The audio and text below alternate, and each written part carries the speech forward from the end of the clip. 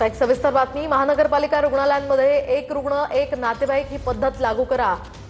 महापौर रितू तावडे यांनी आयुक्त अश्विनी भिडे यांच्याकडे ही मागणी केली आहे। दरम्यान सुरुवातीला केईएम, सायन आणि नायर रुग्णालयांमध्ये प्रायोगिक तत्वावर अंमलबजावणी करण्याची शिफारस करण्यात आली आहे। प्रत्येक दाखल रुग्णासोबत वॉर्डमध्ये फक्त एकाच नातेवाईकाला थांबण्याची परवानगी द्यावी अशी मागणी या ठिकाणी करण्यात आली आहे। दरम्यान रुग्णालय प्रवेशद्वारावर अभ्यागतांसाठी पास प्रणाली आणि शक्य असल्यास डिजिटल पडताळणी व्यवस्था सुरू करण्याची मागणी करण्यात आली आहे। आयसीयू किंवा अत्यवस्थ रुग्णांच्या बाबतीत मानवतावादी दृष्टिकोनातून एकापेक्षा जास्त पास देण्याची विशेष सवलत द्यावी अशीही यामध्ये मागणी करण्यात आली आहे।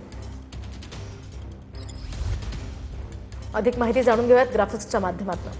दरम्यान यामध्ये महापालिकेला होणारे फायदे अपेक्षित आहेत। रुग्णालयाच्या वॉर्ड आणि कॉरिडॉरमधील गर्दी यामुळे कमी होणार आहे। स्वच्छता आणि संसर्ग नियंत्रण सुधारेल। यासह डॉक्टर आणि परिचारकांचं काम करणं सुलभ होईल। शिवाय नागरिकांमध्ये नागरिक शिस्त सुद्धा वाढेल।